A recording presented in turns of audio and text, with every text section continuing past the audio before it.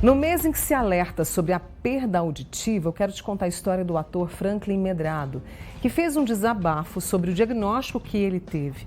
Ele está perdendo a audição e isso doeu profundamente, foi um susto. Ele se viu vulnerável e decidiu compartilhar essa dor, mas também a esperança com aqueles que o acompanham nas redes sociais.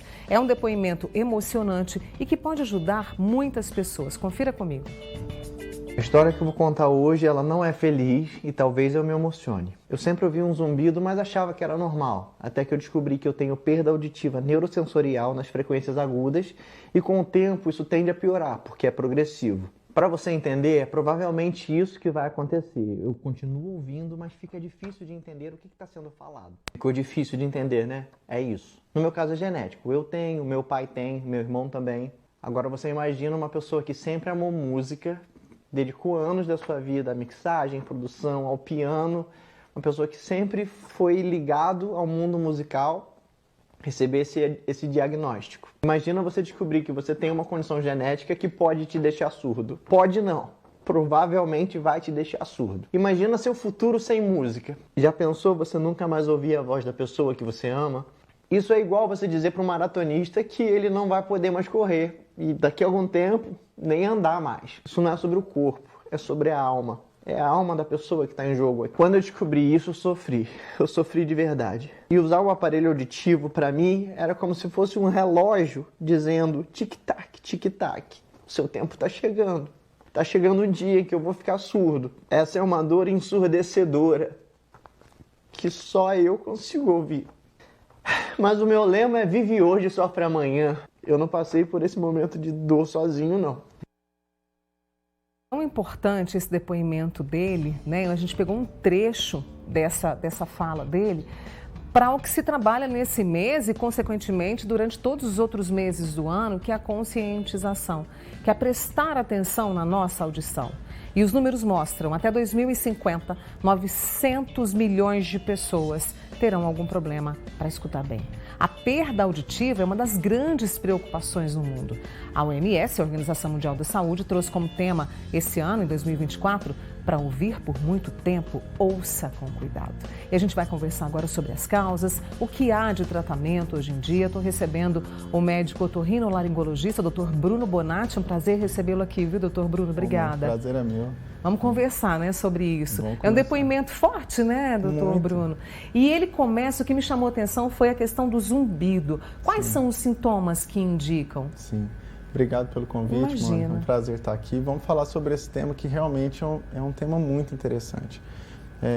A gente tem percebido que a perda auditiva tem aumentado, né?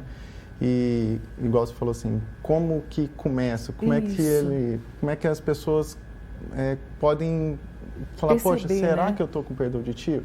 Então tem nas crianças e nos adultos, né? Nas crianças, às vezes, pega a criança um pouco mais desatenta, a criança às vezes tem um atraso de fala, a gente tem que sempre ficar prestando atenção para não deixar passar batido esse diagnóstico. E nos adultos é isso que ele falou. Então, o zumbido, a sensação de ouvido abafado, isso é uma dica que para você procurar a ajuda, né? Porque a gente tem formas de tentar controlar ou minimizar a velocidade dessa perda auditiva. E aí a gente tem as causas. No caso do Franklin, ele tem ali uma causa genética muito forte, né? E outras causas que a gente pode ter, por exemplo, doenças crônicas, o estilo de vida, isso também tem um peso, doutor Bruno?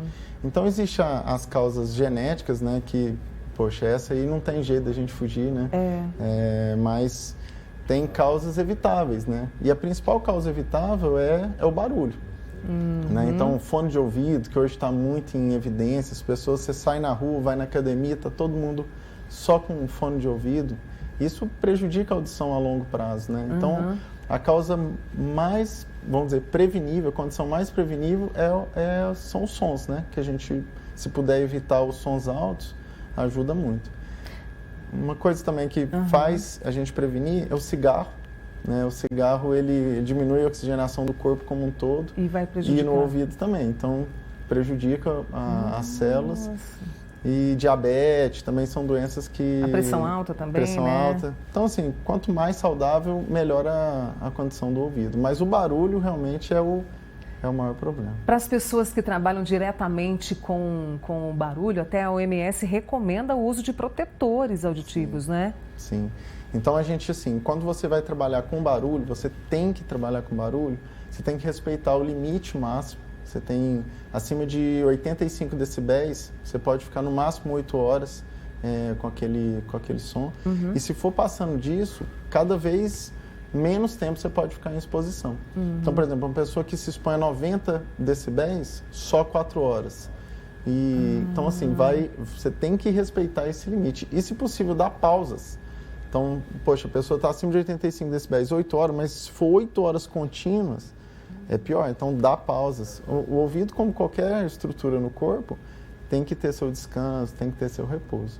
E aí a OMS trabalha, todo mês de março tem essa atenção, né, para a questão da perda auditiva. O que nós temos hoje? Porque no caso do Franklin é genética, mas a gente tem como, você falou do barulho, de prevenir, de evitar, ou de quem tem essa condição, da gente parar essa perda, doutor Bruno? Sim, hoje não tem, por exemplo, igual ele, uma condição genética, não tem remédio que ele pode usar que vai voltar para trás o problema dele. Então, é realmente cuidado do ouvido, então ele evitar os barulhos, ter um hábito de vida mais saudável. E quando ele já tiver a perda auditiva, ele já tratar a perda auditiva em termos de, por exemplo, se ele precisar de pôr um aparelho auditivo, já colocar numa época certa, para o cérebro também não sofrer, né? Porque a gente vai se acostumando. As pessoas, quando vão perdendo a audição, ela vai se acostumando com a perda auditiva. Então, ela começa a ler lábio, ela começa... O cérebro ele vai usando outras formas para entender e anulando o ouvido. Então, o aparelho auditivo, por exemplo, na hora certa, é importante. Quero voltar a essa conversa, mas deixa eu trazer aqui a pergunta acho que é de uma amiga lá de Ituiutaba, já vou verificar o nome dela. Ela tem zumbido no ouvido, já fez audiometria e ressonância do ouvido. Me disseram que não é. Por último, procurei um neurologista que me indicou novamente um otorrino, né? E o zumbido continua, não sabe o que fazer e ela escuta 2 sons ao mesmo tempo. Infelizmente, eu não tenho o nome dela aqui. Sim. O zumbido, ele é uma manifestação, assim, a maioria das vezes é relacionada à perda auditiva. Mas não só perda auditiva. Então, às vezes, a pessoa tem uma audição normal, completamente normal, e tem zumbido no ouvido. O zumbido hoje também está muito ligado com o emocional, com bruxismo, com diabetes, colesterol alto. Então, assim, o zumbido é um alerta para perda auditiva, mas não só para perda auditiva. Então, às vezes, a pessoa tem audição normal e tem zumbido. Então, que bom que o senhor trouxe isso para ela, né? Porque, de repente, olha, o bruxismo, procurar um profissional da área da odontologia. Então, é importante. Né?